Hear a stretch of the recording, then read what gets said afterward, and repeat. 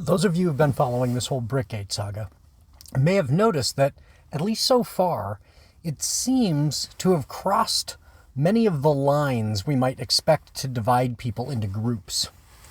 I'm seeing all kinds of creators starting their videos with caveats about how they don't know anything about Lego, they don't build Lego, and yet they are fascinated by the drama. It's got the legal community weighing in because it's a complex case study, the business community weighing in because it's a corporate what not to do class, journalists concerned with attacks on press freedom, police watchdogs watching because there are at the very least a lot of violations of proper police procedure.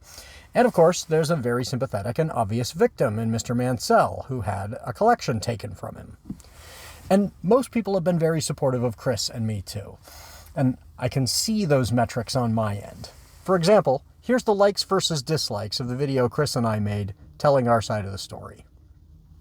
97.8% likes, and my channel in general, 97.4% likes. But I have this little human brain that evolved to keep a human body alive in the Serengeti 1 million years ago. I used to teach students about this in my creative writing classes because I think it's important to bear in mind when getting criticism for our writing, but I also hoped it might be a solace for some student dealing with cyberbullying. See, because we think with our brains, we're under the misconception they're the most important part of our bodies, right? And that makes sense. If your liver could think, it would think it was the most important part. But I once heard this great lecture by a neurobiologist who made this very persuasive argument that we get that backwards. Our brains exist to keep our bodies going, to help us survive and reproduce. If nature could have pulled that off without wasting a ton of energy on 3 pounds of fatty tissue and all this electrical activity pinging around inside our heads, it would have made that trade in a heartbeat. But brains turned out to be useful for keeping us alive. And then those brains tricked us into thinking the brain was the point. So, for example, when we're hungry or tired or there's something more subtle like a hormone imbalance or an injury that we're not aware of, some kind of illness, instead of thinking, oh, this is about my body, we think, oh, this is my feelings, or this is my rational thoughts, or this is something interpersonal with another person in my life. When, in fact, it's just our bodies trying to tell our brains, shape up and keep the more important part going. Stay alive. Have kids. Take care of those kids and the community's kids so they survive. That's really all nature cares about. Well, that brain evolved to keep us alive in groups of like 30 people. For more than 20 years, I used to teach at a school serving the small communities of Independence and Monmouth, Oregon. Shout out to Mondependence and Indemouth. Now, if one of my ancient ancestors showed up in that community of about 20,000 people, you and I might think they would be most shocked by cell phones and cars and electric lights. Maybe, but I doubt it. I think they would be most shocked by the sheer number of people. Because their brains are hardwired to be very sensitive to people. Their brains aren't evolved to look out for cell phones, right? It's about survival. They would be looking through that group of 20,000 people saying, I'm freaked out. There are so many people here. Where is my group? Where is my tribe? Who's going to protect me and help me find food and have kids and keep those kids safe from lions and hippos and hyenas? And you could say to them, hey, buddy, I just pulled it up on my cell phone here, and Google clearly says there are no lions or hippos or hyenas around the banks of the Willamette River, the river that runs through Independence, so chill, you'll be fine. But that would not calm them down, because the brain is not rational in that way. And my students all have human brains, and my brain is a human brain. And one of the consequences of that is when we hear any criticism, we weigh that more heavily than praise or support. And that's not my students' fault. That's not my fault. That's the way brains work, and for good reason. If you're living in a community of 30 people and 29 of them like you fine, but one of them doesn't, and that guy's going around saying, hey, I think we should kick Ben out of the group, and your body knows without the group, you will not find food. You will not have kids. You will die in pain in the wilderness as an evolutionary dead end. It has evolved a brain that says, fight, flight, or freeze, because this criticism is an existential threat. Whereas praise from the other 29 is like, that's nice, but I can't eat that praise. And you could change your minds about me tomorrow. So now, scale that up to internet numbers. Our brains can't handle the idea of tens of thousands, hundreds of thousands, millions of people. They just become numbers, abstractions. My brain says, 10,000 people saw this video of you. Little hit of dopamine. This video hit 100,000. More dopamine. Oh look, Reckless Ben's video was seen by millions of people. Hit of dopamine, which is not really any bigger or smaller than the last one. Nice. Thanks, brain. But then one person in the comments says, I hate this guy. And my brain says, existential threat. You're going to be kicked out of the group, and you're going to die alone in the wilderness. Maybe you'll starve to death slowly. Maybe you'll be eaten by lions. Evolution doesn't care which. Take this threat seriously. I would explain this to my students who are about to get feedback on their writing from 25 people in a creative writing class so they could keep it in mind and not overreact to one person saying they didn't like their poem or short story. But I hoped it would help when they went home and saw that some Instagram selfie got 50 likes and one troll telling them they're ugly. Just a reminder to feel that reaction in their body. Take a deep breath and realize the anonymous troll does not control the community and is not going to cause everyone to turn on them tomorrow. And I have to take those deep breaths now, especially as these abstract numbers click up like a counter as this Brickgate thing goes viral. But that 97.8% figure is very unusual in our modern splintered United States. At one point, Chris turned to me and said, only half jokingly, have we found the thing that can bring America together? And I want to talk a little bit about that because, well, your excellent human brain looks at the comments and says, 97.8% in agreement. It's not about me, so I don't have to freak out about the 2.2%. And in a community of 30 people, 97.8% is statistically everybody. So this is unanimous. But my brain says, this is about me. The critics will kill me. So my perspective makes me hyper-focus on the voices you rightly ignore. And I think digging into them a bit reveals something important about this Brickgate saga and about the United States. So follow me into the other 2.2%. You are right to say they are less relevant, but I hope you'll ultimately agree there are some valuable things to be gleaned from looking at what they have to say. Let's put these naysayers in some buckets. The first bucket is the one with the people saying, BAM did everything right in this situation. They handled it correctly and have every right to take a BAM store from its owners and take the collection inside and just sell it to Brandon Best and Josh Johnson. This bucket is empty. No one is saying that. Not one. I mean, maybe you've come across some wild outlier, but I haven't seen anyone in this bucket. Even the CEO and COO are finally coming around to acknowledging error. They're defensive and hesitant about it because they, like all of the rest of us, have human brains, and they're reacting to criticism with fight, flight, freeze response. Sometimes it seems like they're doing all three of those at the same time. But they are coming around, and I'm still hopeful they'll eventually cross through the other buckets, through that 2.2%, and join the 97.8% of us who think this whole thing has been a giant injustice and try to fix it. Hopefully. Fingers crossed. But it's worth dwelling here for a second on why this bucket is empty, and it goes back to the purpose of the brain. Remember, nature has created this brain to do simple, straightforward things, not to debate the definitions of words in a contract. It wants us to find food, stay warm, have kids. Even if we don't have kids, make sure the tribe has kids. Protect the tribe's kids. It doesn't even really care if we are loved. Love is body code for being liked by the group such that we stay alive, and liked by a member of the group enough that we have kids. I know that's a bit of a depressing thing to hear from a poet and novelist who spends a lot of time telling love stories, but at its heart, love is simple. It keeps the group humming along, finding food and taking care of one another. Love is the point of life, yes, because love is what keeps the species alive. So no one is in this BAM bucket right now in the exact same way that when we learn about what was happening on Epstein Island, no one says, that was fine. Or when we learn about 100 girls and their teachers being bombed in Iran, no one says, oh, that's cool. Or when we learn about babies dying in incubators in Cuba because my country cut off their supply of power by laying siege to the whole island with a naval blockade, no one says, yeah, that's great. Because if you do say that out loud, your brain is so fundamentally broken that the rest of our little human brains will say, get this person out of our group of 30 people.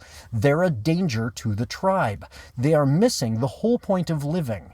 Keep the kids safe so the tribe persists. And this BAM situation is pinging that same reflex. We know that if someone can just take something away from its owner, it's going to lead to a breakdown in the group.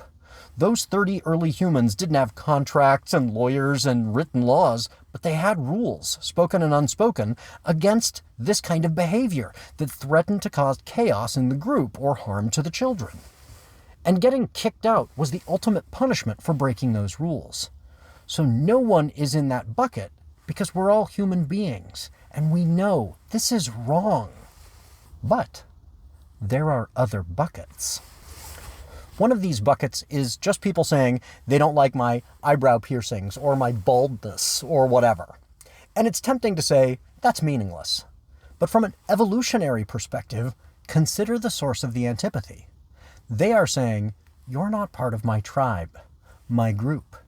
And people from another group might be a threat. They're expressing a very primal fear of difference as a signifier of danger. Now, there's this common misconception that if we just ignore differences, they'll magically disappear. You will hear people say stupid things like, I don't see race. That's idiotic. If your eyes work, you see differences. And that's not your fault. That's evolution. Your brain is primed to recognize differences. And more so differences among people than, say, among rocks or trees, because your brain needed to know those differences, needed to identify those to recognize potential danger. So it used the same kind of pattern recognition software that it needed to tell a poisonous berry from a safe one and keep you alive, to try to tell a dangerous person from a safe one to try to keep you alive. And your brain has not had time to evolve out of that. So, as I would tell my students, don't feel guilty for recognizing that someone is different. That's not a bad thing to do. There's no shame in that. But when you notice someone is different, I encourage you to consciously, actively retrain your brain. Instead of thinking that person's different skin color or nose shape or hair texture makes them a threat to me, recognize that those characteristics, especially the immutable ones a person cannot hide, are a source of danger to them, and they are a member of your group. You are human. They are human. You want them to eat and to have kids and to survive for the sake of the species. They are in your tribe. And those differences you notice are good. A more diverse tribe is a stronger one. That's not my opinion. That's a biological fact. Ask the Habsburgs. Having kids with people just like you? Bad. I know I shouldn't have to say that, but there are white supremacists out there who somehow missed that lesson in biology class. Hell, we have a Secretary of Defense who rails against diversity every time he finds a microphone. If people like that, with a mentality that every difference is bad and everyone who is different can just be killed, actually had their way over time, our species would not exist. There is no winning with that strategy. You just winnow down until every difference has been eliminated, and then the few people who are left inbreed themselves into extinction. So the people in that bucket are just expressing their fear of difference. And Chris and I talked about this. I think everyone who has ever been singled out or mistreated for a way they are different had a moment where they thought, should I try to hide it in some way? Should I stay in the closet? Should I straighten my hair? Should I not tell anyone where I worship? Should I try to speak differently to hide my accent? Should I just stay in this body I was born in even though it doesn't fit the gender I feel is right for me? And some things are easier to hide than others. But we made a conscious choice not to hide. My eyebrow rings aren't a particularly significant part of who I am as a person. They were just fun, and they make my very thin eyebrows more expressive. My baldness isn't optional, but I don't think about it much, and I wouldn't go to the trouble or expense to try to change it. Although I do sometimes miss headbanging to music with long hair. Those were the days. Chris, on the other hand, didn't have to tell anyone she's bi. She's married to a cishet man. She could have hidden that part of herself. But we decided that if people are going to hate us anyway, it's best they hate us for who we truly are. Now, this bucket of people who are just afraid of difference is kind of Venn diagram style mixed with the next one. And here's where things get more interesting. Another bucket of people say things along the lines of, I don't like your politics. And these can be subdivided into those who have posted these really polite, respectful messages of support, where people say, I don't agree with you politically, but you guys have clearly been shafted.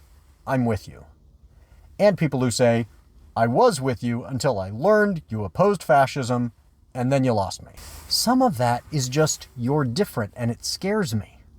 But some of it, especially the respectful messages, are people breaking through our nation's hyperpartisanship and finding common ground.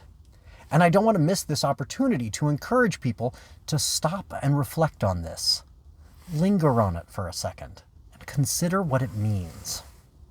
So indulge me for a second. This will seem like a tangent, but I promise it's not. Here in the United States, when we think of fascism, we like to look at Germany. And I understand why. That was the situation where we came together and fought against it in the most united way in our country's history.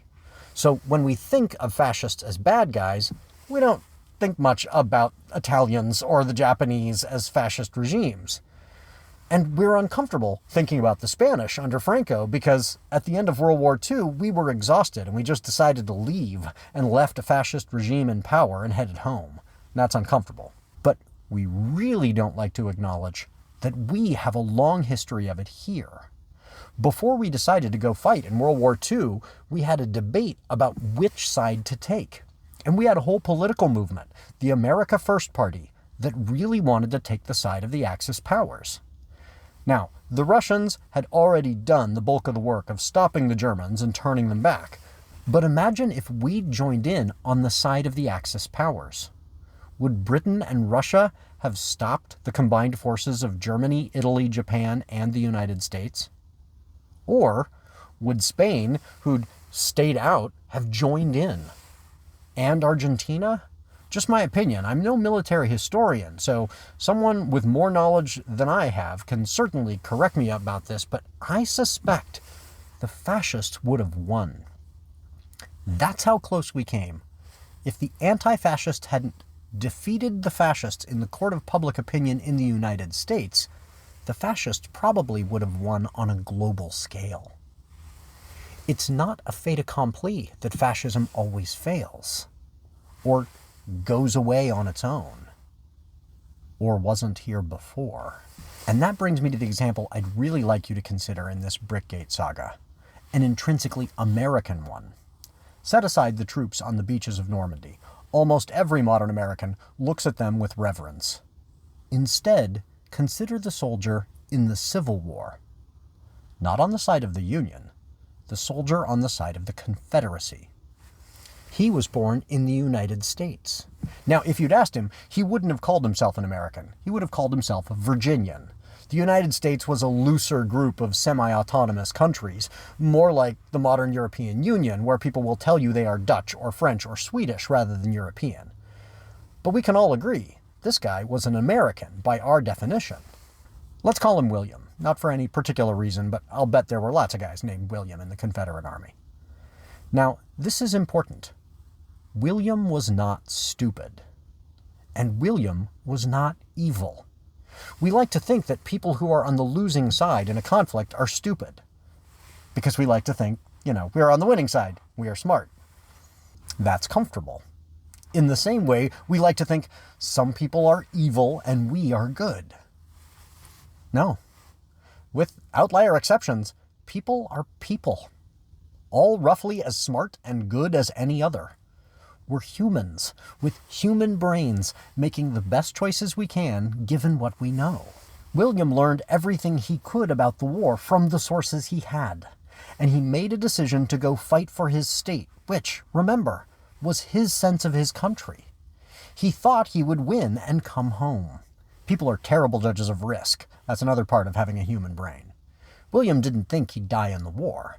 But even suicide bombers don't believe they will lose. They aren't suicidal like people succumbing to depression. They think they're going to win, just in some other way. Glory to Japan, rewards in heaven, whatever the prize is, they think they'll win it. But William was not like that. Quite. He had been deceived just about a different prize, and he was willing to give his life for it if need be. He was incredibly brave. Don't get that twisted. William was on the front lines. And he took a bullet in an arm. Just the arm. He knew what would happen. He'd seen it happen to friends. He knew what it meant. He would get gangrene. They would cut his arm off with the same saw they used to cut someone else's gangrenous leg off seconds before. And it wouldn't work. And he would get sicker and die in one of the worst, most painful ways imaginable. And while his last thoughts were probably about his parents and wife and children back home in Virginia, as he went, he may have spared a thought for the idea he was on the right side and was dying a hero for his country, not a coalition of traitors fighting against their country in the name of fascism. Yes, fascism. The name hadn't been coined yet. It wouldn't be identified by that name until Mussolini made it up. But a thing can be a thing before we have a name for it. My pet wolf's ancestors were wolves long before any human called them wolves. Trees were trees before they were called trees. And fascism existed before Mussolini called it that. The system of slavery in the United States was absolutely fascism. A few wealthy people appealed to tradition, religion, hypermasculinity, hypernationalism, and fear of the other to convince good, decent, smart people to reform their entire self-identity around protecting the wealth and power of the few. The chattel slavery system checks all the boxes for fascism. It's completely hierarchical. The slaveholders get all the benefits of the system. William, dying of gangrene in a tent near the field where he was shot, he never owned a slave, and never would. Most people in the South didn't and couldn't. They couldn't afford it. So why would he give his life to fight for a system that didn't benefit him at all? The leaders of the Confederacy were quite explicit that they were fighting to defend slavery. I know some people want to debate that now, but the record is so clear they can only believe that by choosing to not read what those people actually wrote. But William didn't fight and die so he himself could own slaves. He'd been led to believe he had to fight to protect Virginia. Hypernationalism. He believed he had to preserve his traditional way of life. Tradition. He believed he was protecting his religion from people who were twisting it. Now, I love and respect a lot of deeply religious people, and I know they will say William's perception of white supremacist Christianity is not true Christianity. But I think all honest religious people should concede that any organization which has a single God, then a small priesthood telling people to obey that God, have the same organizational structure as an authoritarian system with a single dictator and a small oligarchy telling the masses that they should obey that dictator. Unless the priest caste is really committed to humbling themselves, giving up their power, and telling the congregants to think for themselves, question the priests themselves, and even question what they believe about the God, any religious organization is a training ground for fascist thinking. I leave that to the religious people to debate. But it's undeniable that religion was part of the chattel slavery system. Another checkbox marked for it being fascist. And William believed he was protecting his mother and wife and daughter from black men who would harm them if the North had its way and freed the slaves. It's hypermasculinity mixed with racism, just the Civil War version of bathroom bills targeting trans people, ostensibly protecting women from attacks in bathrooms and in women's sports, when the bills themselves are put forward by the very Epstein protectors who are the greatest threat to women's safety. It's an old part of the fascist playbook. And in the same way modern simps admire Elon Musk, William admired the local slave owners as the best men of his community. They were admirable, he figured, because they were successful. They were successful because they were wealthy. And they were wealthy, he thought, because they were admirable. They must be, right? Because to acknowledge that the wealthiest might not be admirable, might not deserve their wealth, that their lack of character, their crimes, possessing and violating and murdering human beings made them despicable rather than admirable, that would have threatened the whole system. As Ernest Hemingway wrote in 1939 in For Whom the Bell Tolls, "But are there not many fascists in your country?" Referencing the United States.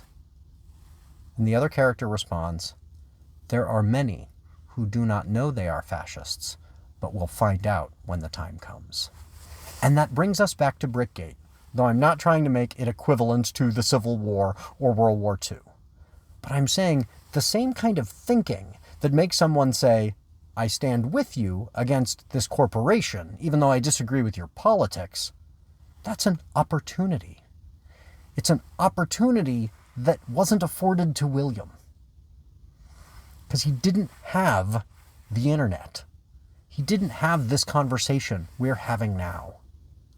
It's a chance to say, wait, do I?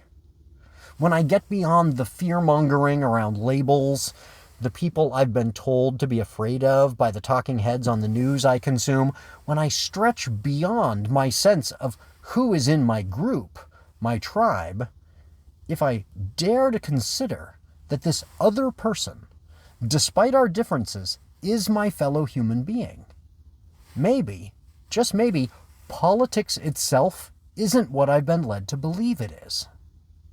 Because here's the thing, all these other facets of our lives have been coded as political. I like NBA basketball, you like NASCAR. I like punk music, you like country music.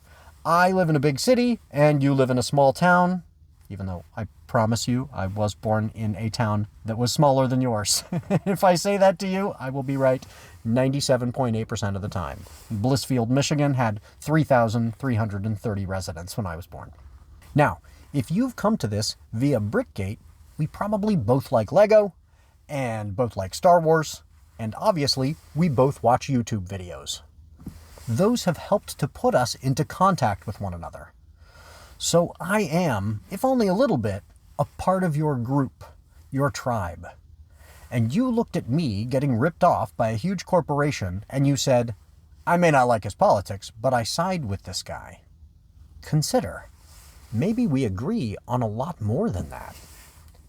Maybe, because we're human beings, we both don't like what happened on Epstein Island and want those people held accountable. Maybe we both don't like the fact that a girls' school in Iran was bombed with missiles you and I paid for, or that preemies are dying in incubators in Cuba, or that the richest man in human history decided to kill 14 million people to supposedly save taxpayers' money, but takes literally 10 times more than that savings for himself and his companies.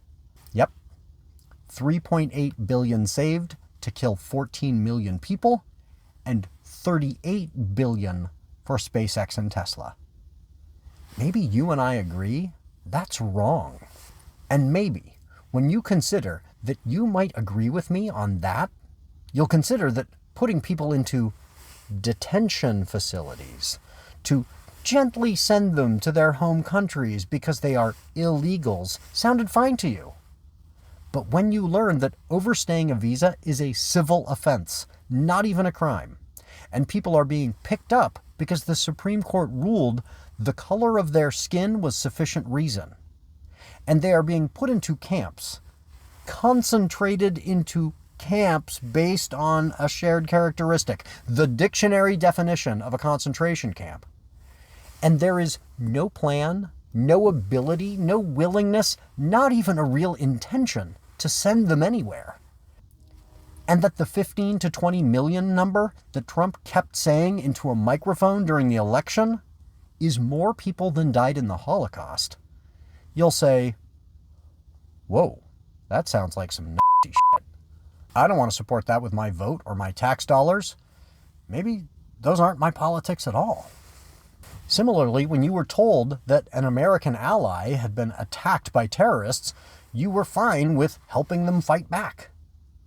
But if someone who is himself of Jewish descent, had told you that the people who are being fought back against are Christians and Jews as well as Muslims, and they are all human beings and thus a part of your group, your tribe, and they are being ethnically cleansed so a foreign government can eradicate them and take away the land where their schools and hospitals once stood, maybe you wouldn't want to pay for the bombs destroying those schools and hospitals.